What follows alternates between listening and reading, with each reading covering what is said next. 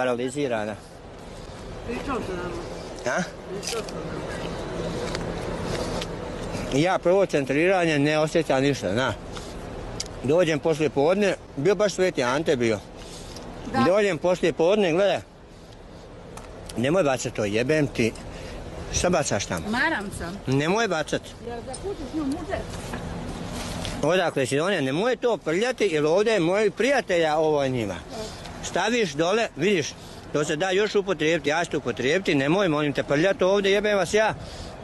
Gledaj ovo, dođete i ostavite smeće, šta ćemo mi za vama čistiti?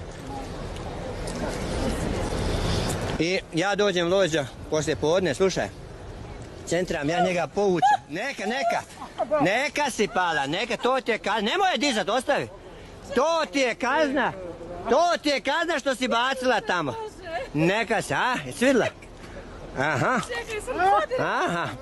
to ti je zapamti, još se ubola tu na to, neka si bacite li, tako. Jesam poderala si. Jes. Da bi još bacala tamo. Jesi vidio, Mićo? Tu će svima i to će biti na YouTube-u prikazano. Jeste vidjeli kako se kažnjava uz doktora?